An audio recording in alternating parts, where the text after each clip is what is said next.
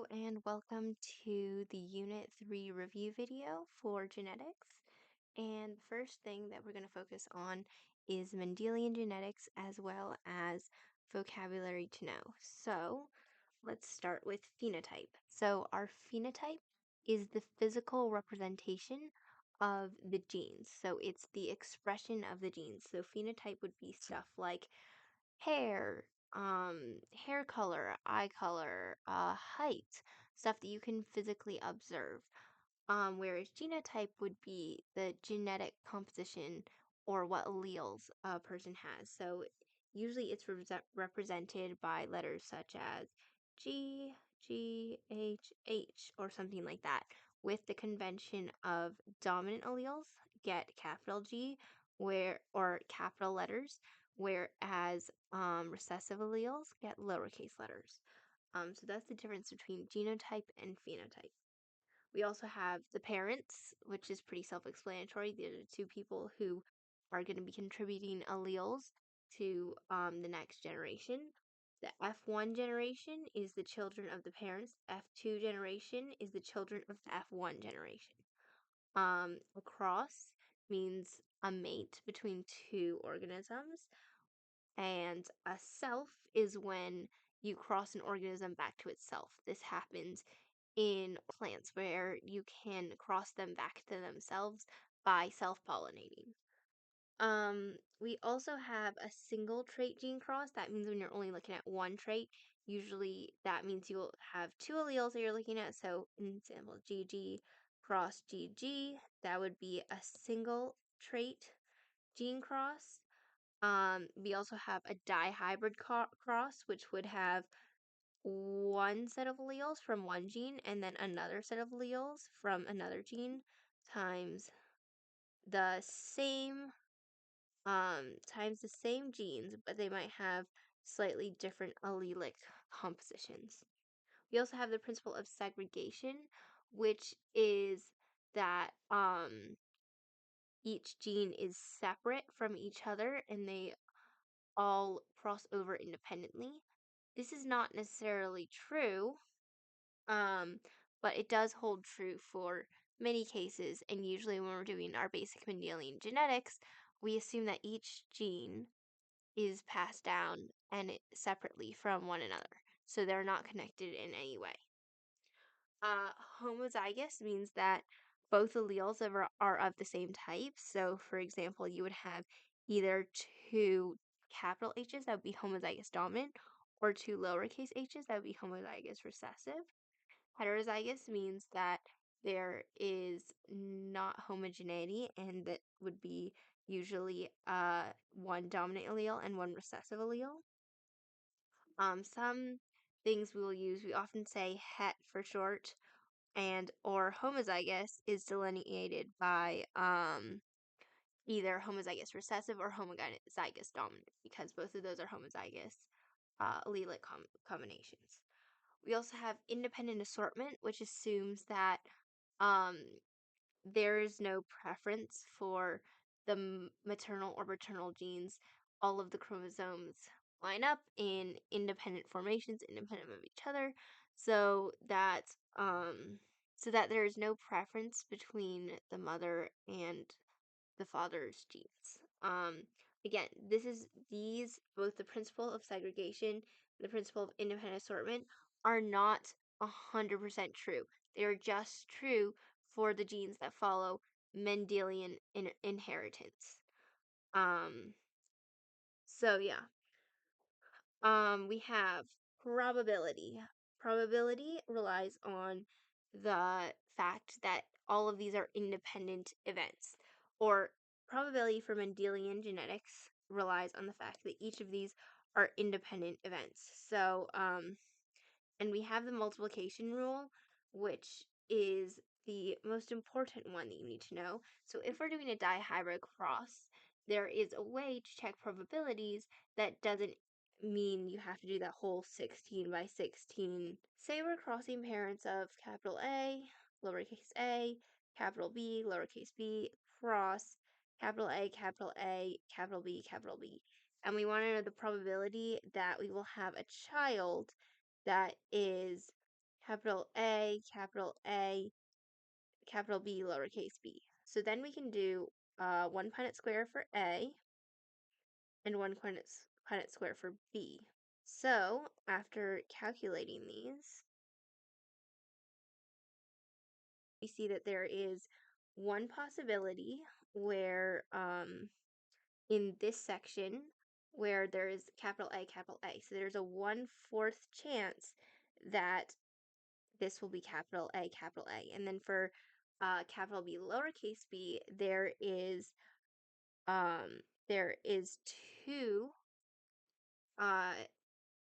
there are two occurrences of that. So that's a 1/2 chance. And the way to get the probability of this is we multiply the 1/4 by the 1/2, which equals 1/8. That would be the probability of this combination. That is the multiplication rule. The addition rule is for when we have, say, 1 Punnett square, we ask what is the probability of having the dominant phenotype. So that means you have to have at least one A. And there are actually, and we have one double A, double capitalized A, and then we have two heterozygous. And so the probability that you get a heterozygous one, which is still presents the dominant allele, would be 1/2. And then the probability of getting a heterozygous homozygous dominant would be a 1/4.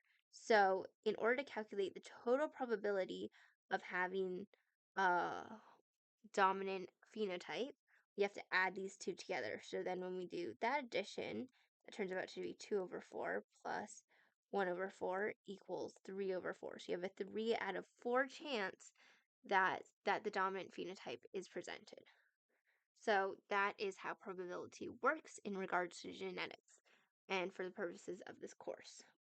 We just did some Punnett square examples for single gene cross, and then there's another way you can do backwards Punnett squares. Basically, if you're given the ratios of the offspring, for example, if we say we have 1 out of 4 are homozygous recessive, and we have 3 out of 4 are show dominant phenotype, then we can reverse engineer this to find out what the parents' genotypes were. So, for this cross, we know that one of them is homozygous recessive. So we know that both parents have to carry at least one copy of the little a in order for it to be homozygous recessive. So we already know that. And then the fact that 3/4 show the dominant phenotype means that the both parents also need to carry a capital A, which means both parents would be het. If this was 1/2, if this was 1/2 show the dominant phenotype, then that would mean that one of the parents was het and the other parent was homozygous recessive. Because if you calculated that Punnett square, it would have capital A in two of the boxes, but both lowercase a in the other two boxes. So that would also mean that this would have to be 2. But those are just two examples of how to reverse engineer it. We also have Punnett squares for dihybrid crosses, and that's when we do this huge big box. It's 4x4. So then we have this box, and how we do it is we separate. If we have a parent that's A, B, B, we have a parent that's A, B, B, then we separate, or actually, I'm going to make this lowercase. Then we separate the alleles, and so each parent will contribute one allele out of these allele pairs to the child. So then we can say this parent contributes A, B. It can also contribute that all the different combinations So we can also do this and this. Those are the possible combinations from this one. Now for this one, we have a b, a lowercase b, lowercase a uppercase b, lowercase a lowercase b. And then we would go through and fill in this chart accordingly. So let's do that really quickly. Okay, so now that this Punnett square is filled out, then we can calculate exactly how many of them will be dominant, how many of them will be recessive, or show this dominant phenotype, how many will show the recessive phenotype. And this was not a double het cross, but when you have two heterozygous parents, then the normal ratio is 9:3:1. So that means 9 of them, and this is the phenotypic ratio. That means that 9 of them will carry will express both dominant traits. 3 of them will express one dominant, one recessive. The other 3 will express the opposite of that, and one will express both recessive phenotypic traits. So this ratio, how we can use this ratio is if we're given the number of offspring, say it's 170, then we divide that by 16 and then multiply that number by what each of these numbers to find the amount of expected progeny in with each combination of traits. This then takes us to our chi-squared test, which is a helpful statistic we use to make sure that the outcomes of the cross we are getting are what we expect.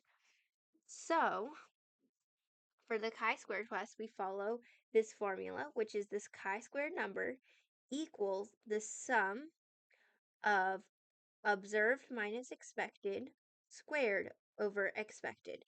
That means that usually for our dihybrid crosses, we have um we have 4 of these that we have to do and then add up together. So if we for say got, I don't know, as are observed for each of these following the 9:3:1, we got about let's just make this easy on myself.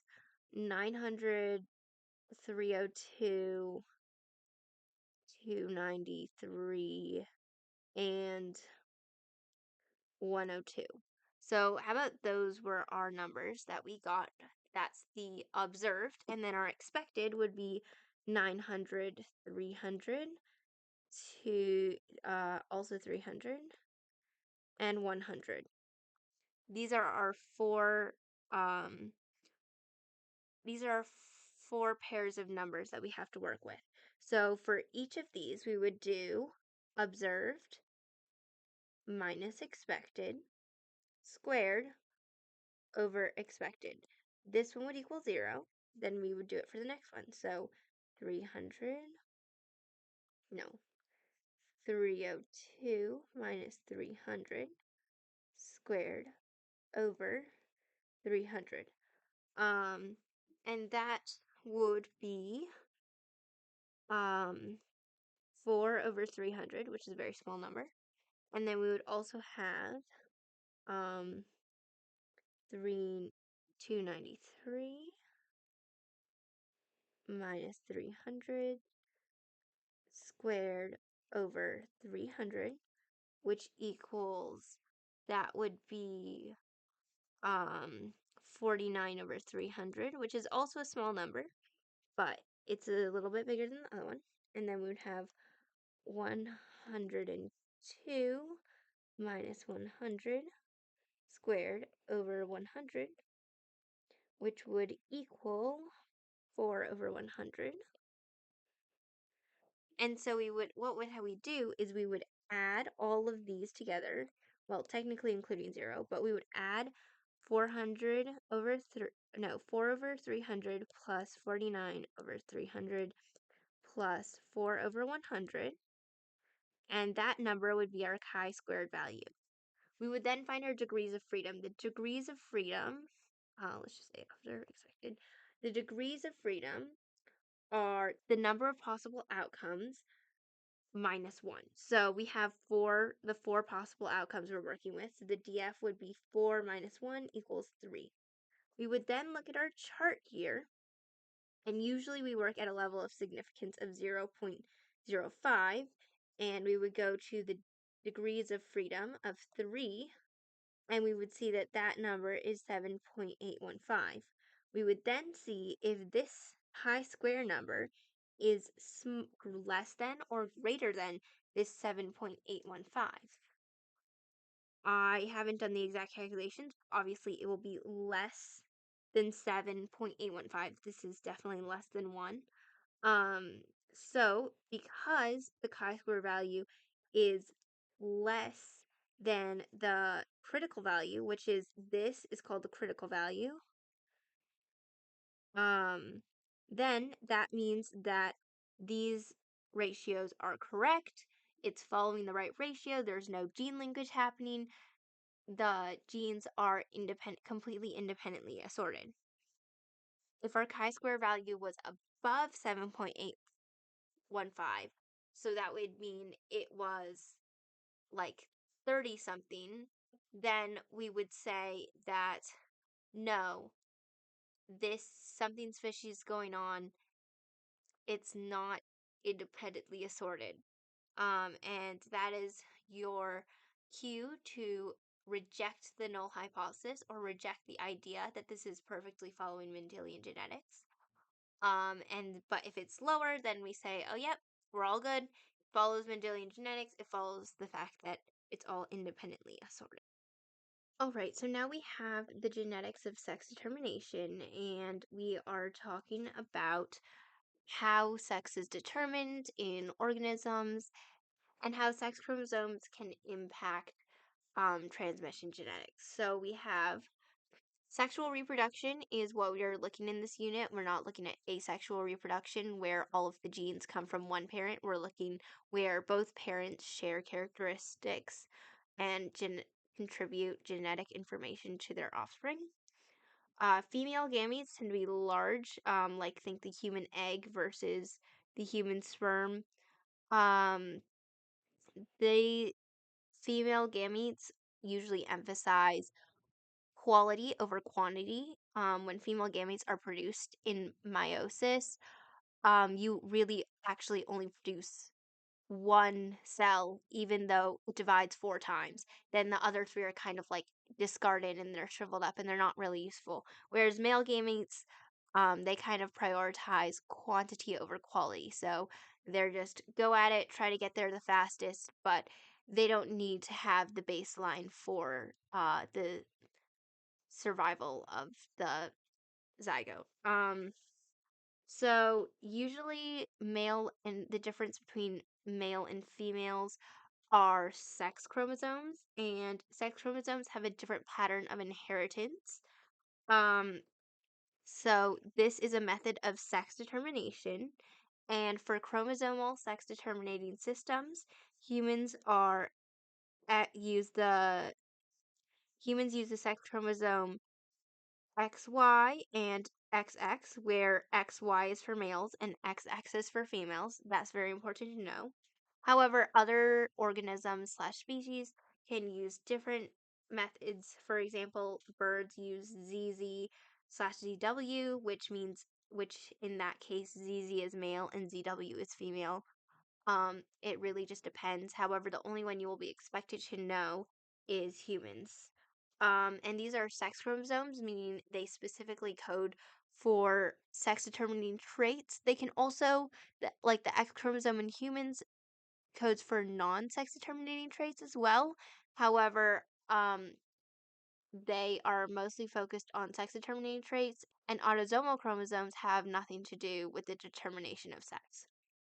However, sometimes organisms will have a different way of determining sex known as genic determination systems, and these are usually interactions of autosomal chromosomes or autosomal genes with the environment. So, like tortoises, if you incubate them at certain temperatures, they will have a higher proportion of males to females or females to males. It just depends on what temperature you incubate them on. So that's an example of non-chromosomal sex determination. So for in humans, sex is determined by the Y chromosome, so the absence or the presence of the Y chromosome. And the Y chromosome contains this SRY gene that specifies male development. Um, some there are some genetic diseases associated with non-disjunction of these sex chromosomes, and they are Turner syndrome, which means you only have one copy of X, not the regular two, and this causes some gene dosage errors, which leads to stuff like infertility, developmental delays, but it's not lethal, unlike a lot of non-disjunction of autosomal chromosomes. We also have XXY, which is Klinefelter syndrome, which means this person would be male in appearance with reduced male characteristics and perhaps delayed puberty, but it's not lethal. Again, this is just due to dosage errors because you have that extra copy of X.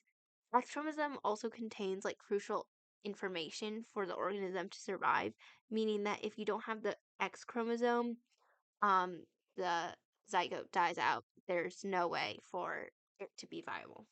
Sex linkage is when traits that are not part of sex are located on the X or Y chromosomes, and this is how these characteristics are passed down. So certain things like color blindness, hemophilia, coat color in cats, eye color in fruit flies are all X-linked, which means the genes that encode those traits are on the X chromosome, which messes with the pattern of inheritance a little bit. Y-linked traits, not super understood. Most things are shown for X-linked traits, but in Y-linked traits, it can only pass paternally because the mother wouldn't have a Y chromosome. We go over these sex-linked trait inheritance patterns later in this overview, so I'm not going to do that now, but they do have different methods. They have different ratios of inheritance compared to normal Mendelian genetics. There's also bar bodies, which is dosage compensation.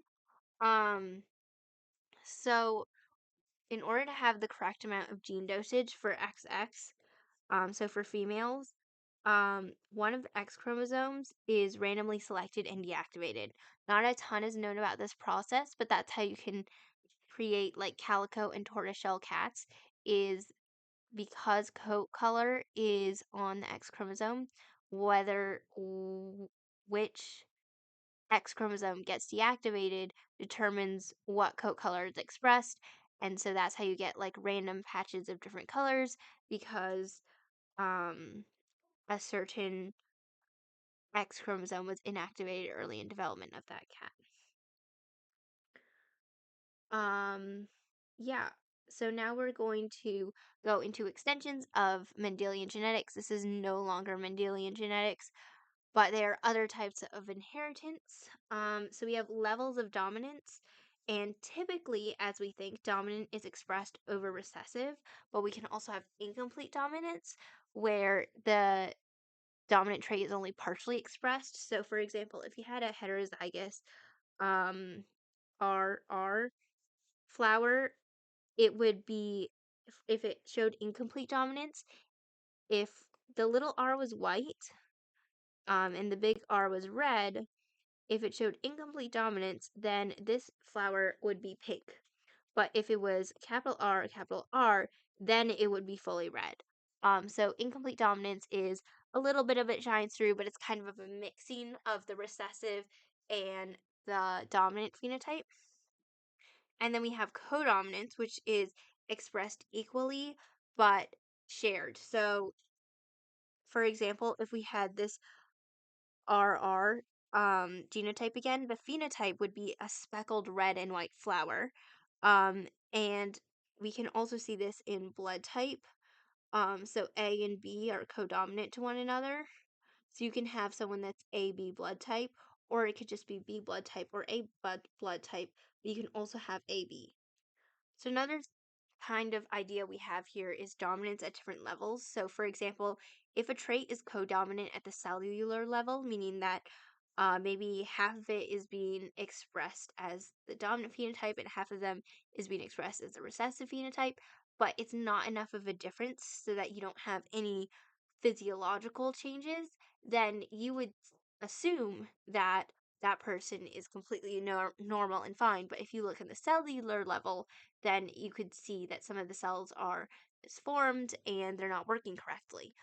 This is kind of how sickle cell anemia works, is if you're heterozygous for sickle cell anemia, um, you don't show it physiologically, but your cells are actually different on the cellular level.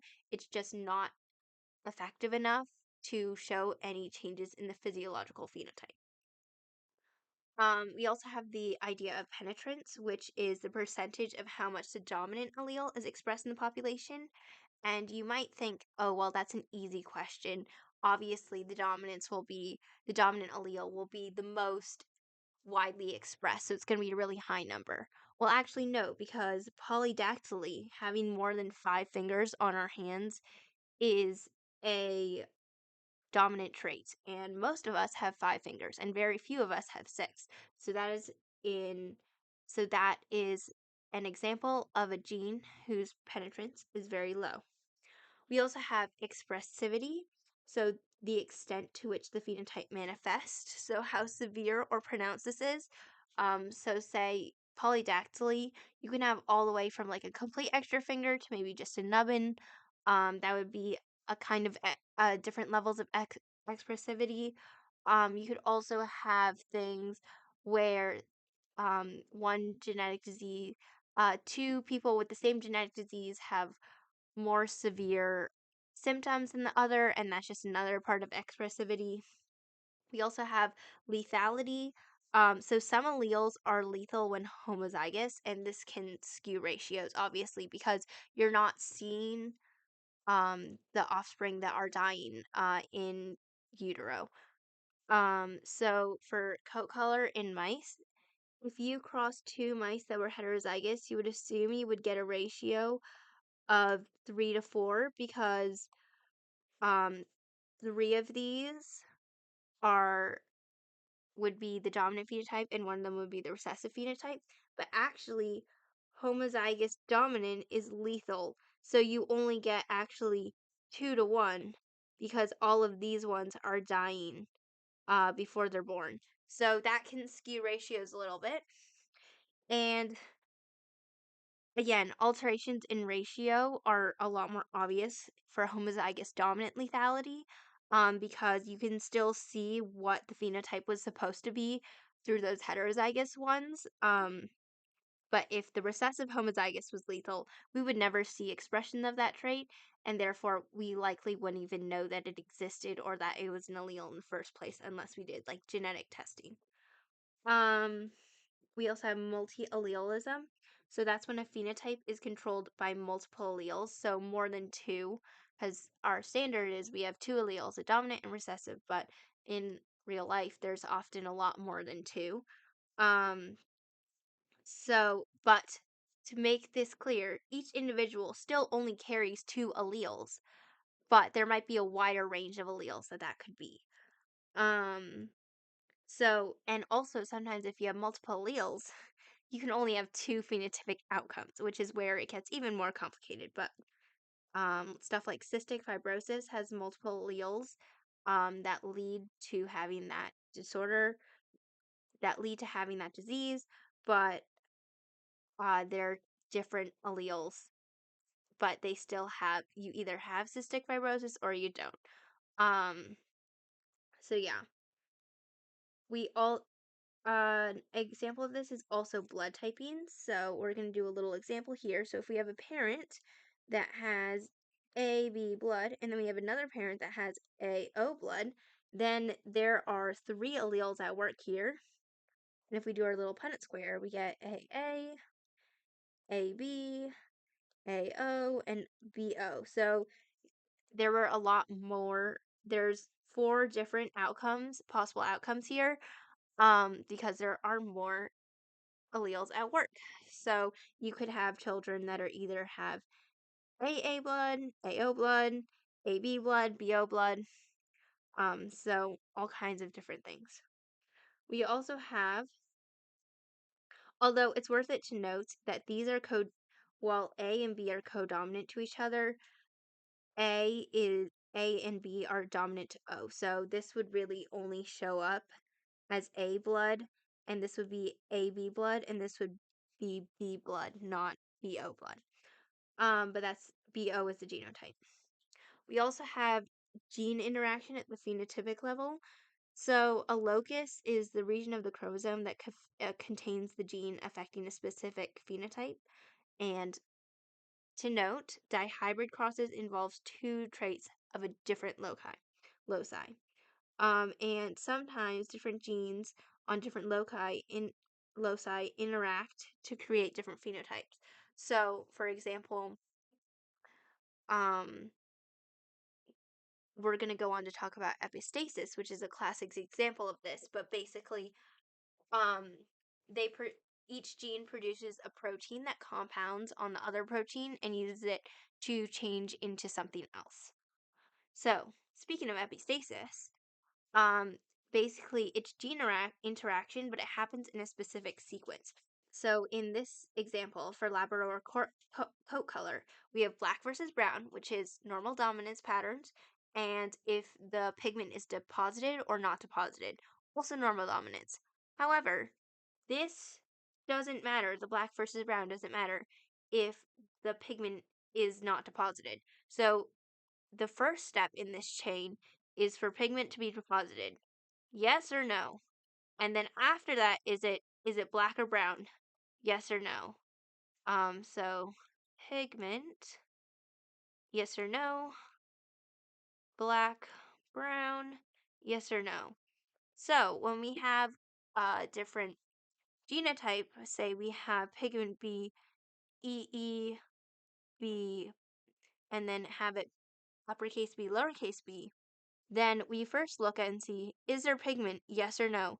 This is a no, meaning that automatically this does not matter, because the pigment won't be just deposited, meaning that the Labrador coat color would be yellow. However, if we had a genotype like this, which would be capital E, capital B, lowercase b, then we first ask, is there pigment? Yes or no? We do have pigment because we have a capital E there, so that's a check mark. So then we can move on to the next box. And that's, do we have black or brown? Since we have this big B, that would indicate that it's black because black is dominant to brown. So then we would have a black dog. So epistasis is kind of, you can think of it as a chain reaction, and you need to figure out which step comes first, check that yes or no, and then if it's a yes, you can move on. If it's a no, you stop there. That's kind of how epistasis works. This is talking about recessive epistasis in the Bombay phenotype. This Labrador example was actually also recessive epistasis, and that just means that when you have a a double recessive, a homozygous recessive up in this first step, then you can't move on to the second step. So the second step is controlled by a homozygous recessive mutation. And this Bombay phenotype is basically looking at blood types. You can look at it more if you're interested, but we just did an epistasis example up there, so I'm not going to go over that too much. And then we have duplicate epistasis, where both gene products are required to generate an outcome. So that's if you need both of them to work at the same time. That's kind of that's less of a chain and more of a, we need two yeses in order to proceed.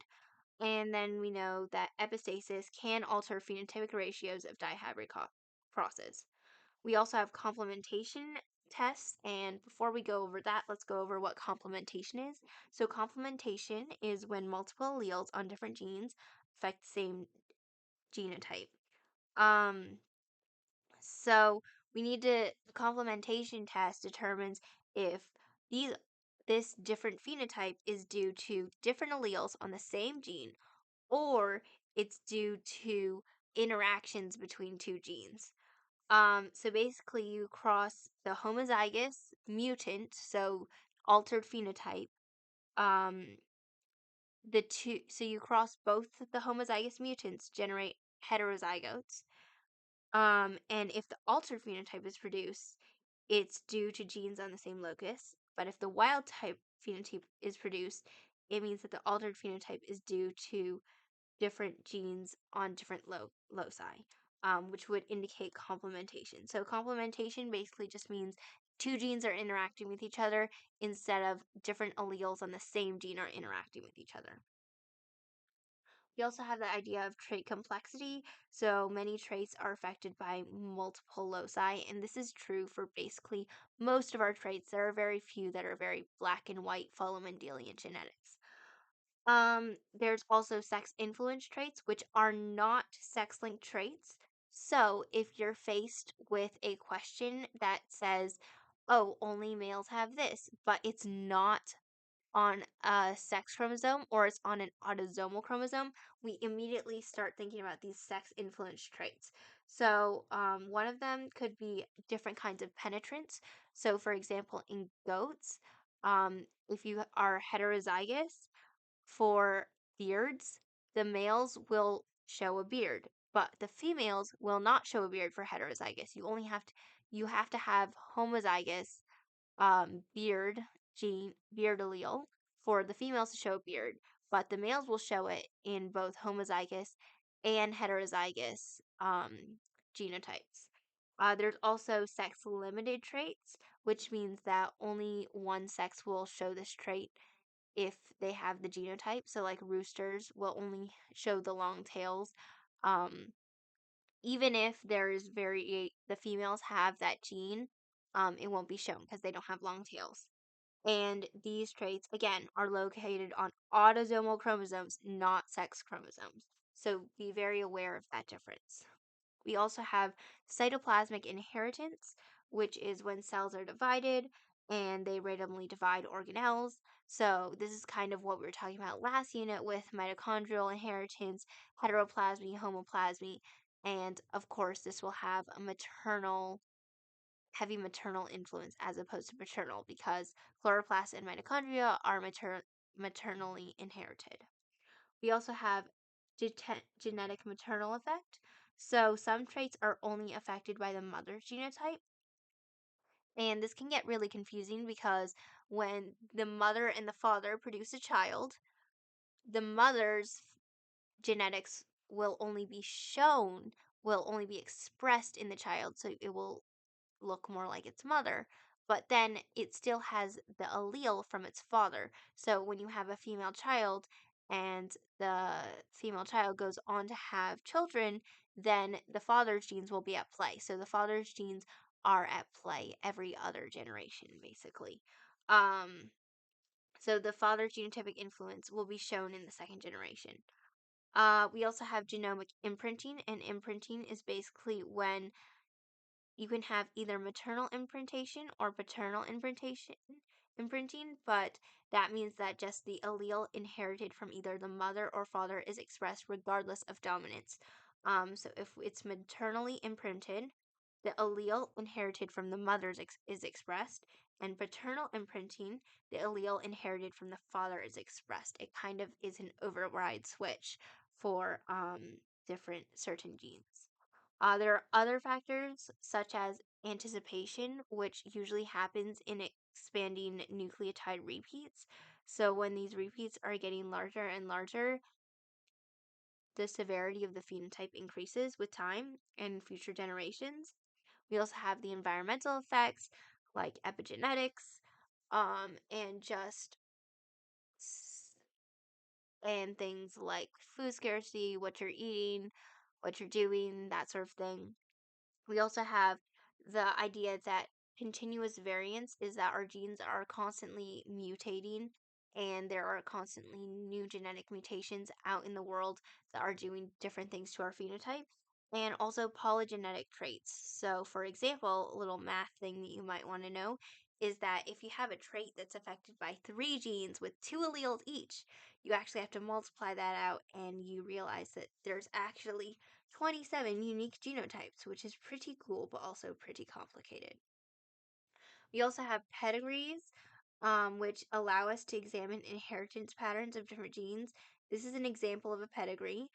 Squares are always symbolize males. Circles always symbolize females. If the circle or square is colored in, that means that is an affected individual. If it's not filled in, it's unaffected.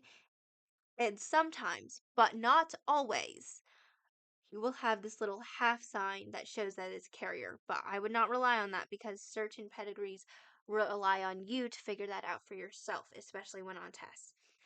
But that's okay because we have a little cheat sheet for you about common patterns. So if it's an autosomal recessive trait, it will usually skip a generation, but the key word here is equal frequency in males and females. But if you say, oh yeah, uh green eyes skip a generation in my family, then maybe it's somehow linked to a kind of recessive inheritance. Um, we also have autosomal dominant, which means it will appear in every generation, equal frequency in males and females, and importantly, unaffected people do not transmit the trait, meaning that if you have an unaffected father and unaffected mother, they have children. If this child is suddenly affected, these people, the trait is not autosomal dominant because there's no way these two would be able to carry the gene without expressing it. We also have X-linked recessive. So we have that usually is indicated by a higher frequency in males than females, and they also tend to skip a generation. And if um and these are always passed from mother to son, not father to son, because the father, when he has a son, he only passes down the Y chromosome to that son. And importantly, if the mother is affected, then all of her sons will be affected. Um, there's X-linked dominant, which means it will actually appear with higher frequency in males than females and will not skip generations. And if there's an affected father, all of his daughters will be affected, but will not be affected sons. If you have an affected mother, then 50% of her offspring will be affected. Y-linked traits will only appear in males and will appear in all generations regardless of dominance. All right, and then we have genetic testing and linkage. So, first we have analysis of environmental factors. This is a way to see what exactly about us is genetic and what exactly about us is due to the environment we were raised in. And so they did these adoption studies, which were unethical, but did help us learn about how genetics influence our traits. And they also do studies with twins. So identical twins, in theory, and usually share 100% of their DNA. Maybe like a tiny, tiny, tiny, tiny percentage is different due to mutations that happen after the zygote split, but for the most part, it's 100% of their DNA. And therefore, if they are different in phenotype, that is an environmental difference, which is pretty cool.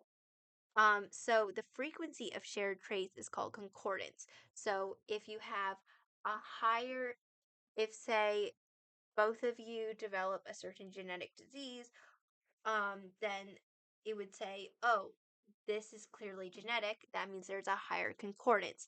But if only one of you develops it and one of you doesn't, then it must be an environmental thing, not a genetic thing, and it would have low concordance.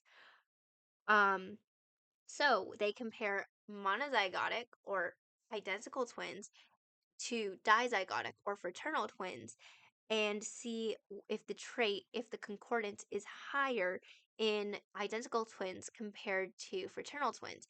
And if that is so, then the trait usually has a stronger genetic component.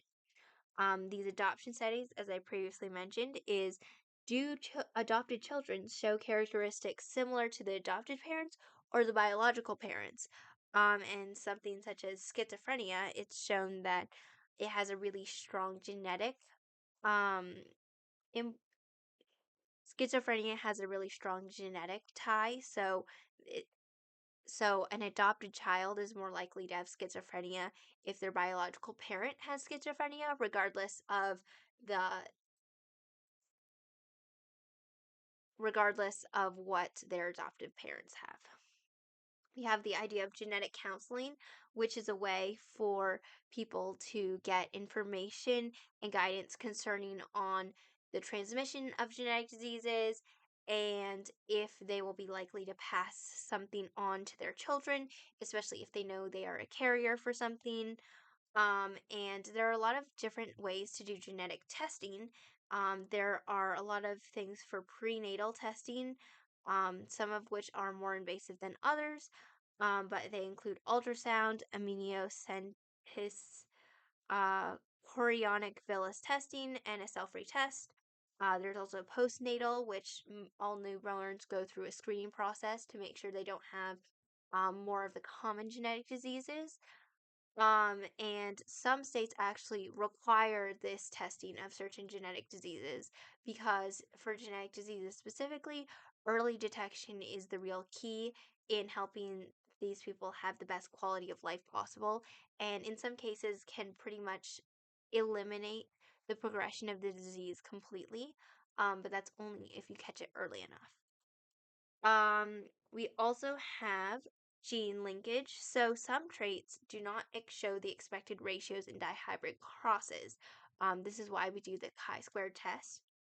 And there is the hypothesis that is considered accepted and true that these traits are linked, meaning they're so close together on the chromosome that when crossing over occurs, they cross over together and they rarely cross over apart. So there's a higher frequency of these specific genotypes occurring together rather than apart. And so we often do a test cross for linkage, which is heterozygous crossed with, not versus, crossed with homozygous recessive. And we have two outcomes. When we say that an offspring has the parental genotype, that means it's the same as one of the parents. But if we say it has a recombinant genotype, that means it is some combination of the parent's genotype, but is not the same as the parents. When there's full linkage, all of the offspring would have parental genotypes. But if there's complete independent assortment, 50% would have parental genotypes and 50% would have recombinant genotypes. Those are the typical Mendelian ratios we are usually tend to expect.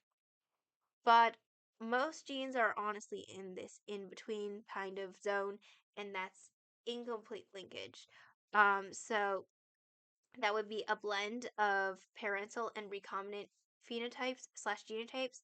The ratios will not be 1-to-1. It will not be 50% and 50%. It might be 70% and 30%. So when we do this test cross, we want to calculate for the recombination frequency, which is the frequency of occurrence of crossing over between two genes on the same chromosome. And this also shows us the distance between them. So the equation is we do the number of recombinant progeny, so the number of progeny that doesn't have the same genotype as the parents, divided by the total number of progeny. And so in this example, we have the total number of progeny is 145. The recombinant progeny is 34. We divide the two numbers, we get 0.234, and that means there's a 23% chance that recombination will occur between the two traits. So a lot farther from 50%, but still not impossible. And this, we're going to jump over to linkage mapping here for a second. This percentage, each 1% corresponds to 1 unit of map distance, which is how we measure chromosomes. So if there is a 23% chance that recombination will occur, that means they are 23 map units apart. And we can also use this if we have multiple traits, we can kind of put them together in a logic puzzle. So for this example, A and B is 5% recombination frequency, B and C is 10%, A and C is 15%. You can put them together into a logic puzzle like this. So if those excite you, you're in the right place. We also have coupling and repulsion of alleles, which I don't think is super important for this test, but is something to know. Coupling slash cis configuration, either or, means that both wild type and mutant alleles are on the same chromosome. And repulsion or trans configuration is each chromosome contains one mutant type and one wild type allele. And both of these will result in the same phenotype, but the ratios will differ. We also have a way to map linkage and to test the mapping of linkage, and one of those is a 2-point cross. This is not super accurate, which is why we usually do a 3-point cross, but we often use this to approximate the distance between two genes. Just cross the two parents with a trait with two different traits, so it would be technically a dihybrid cross, but they're on the same locus. And then we would calculate the recombination frequency, and that would be used to estimate the distance between the two genes. But what the beast of linkage mapping is a 3-point cross.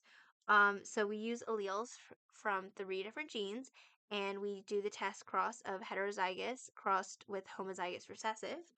And this has a lot of steps in it. So bear with me. But we first identify the recombinants, of that result. So non-recombinants are usually the most numerous. The recombinants are the one that will have significantly less progeny associated with it. And then we find the two phenotypes with the lowest frequencies. These are the double crossovers, where the genes are crossed, where crossing over occurs between the two genes twice, and that's a significantly rarer event. So those are the two lowest frequencies, and we go from there. And as a thing, one of them will have one mutant phenotype, and the other will have the other two mutant phenotypes. So if we go down to our example of fruit flies here, it would be these two. And the mutant phenotype is spineless, scarlet, and ebony. And you see that this one has just spineless, and this one has just scarlet and ebony. That indicates to us that spineless is the gene in the middle, located in the middle of the genes for scarlet and ebony. We then calculate the recombination frequencies, just like always, and we do that by adding the total amounts of offspring with crossover between two of the genes. So we can go with the middle and the left gene. So every single one that has a crossover between the middle and the left gene, we would add those together. So for our example here, all right, so these ones would be crossed over. This one would be crossed over. And these ones that were double crossed over would be crossed over on the ST to the E. And then the other ones that we crossed over on the other side would be these, because these are the double crossed ones, crossed over ones. And then we also have the scarlet and spineless, as well as the ebony. So how we calculate the recombination frequencies is we add up all of these black crossed over ones. So 50 plus 52 plus 5 plus 3, and then divide that by the total number of progeny, which was 755, according to this. And that would be our recombination frequency for those two crossing over. And then we would also do it for the green ones. So that would be 5 plus 3 plus 43 plus 41 divided by 755, and that would be our recombination frequency for those two genes crossing over. And that is the frequency that those recombination frequencies correlate the distance between those two genes. We then can take these two recombination frequencies and multiply them together to find the frequency of double crossovers. Again, multiplication rule with probability. And then we multiply that by the total number of progeny to get the expected number of double crossovers. So if we did this math, then we would get this to be equal to 14.6%. and this would be equal to 12.2%. And then once we got those, we would multiply them together. So it would be 0.146 times 0.122, and that would equal 1.78%, or 0.0178. And that would be the percentage of double crossovers. And then we would multiply that by 755. So 755 times 0.0178 would equal 13.4. And that is the expected number of double crossovers. However, we actually only see 8 double crossovers. So that would mean that, and so how we would go further with this would we would do the number of the observed number of double crossovers minus the observed over expected number of double crossovers. So for this calculation, it would be 8 minus 8 over 13.4, which would equal 0.6. We then, it means that the occurrence of double crossovers is 60% of what we expected. Then, if we subtract that from 100%, we get 40%. Minus 60% equals 40%, and that means that one crossover interferes with the occurrence of another crossover 40% of the time. I know that was a lot of math right there, but you can go back and listen to it again if you are still a little bit confused on how these work. But it is just probability at the end of the day, and it does make sense if you go over it enough. So we are at the end of the unit. Thank you for listening. Let me know if you have any questions, and good luck studying.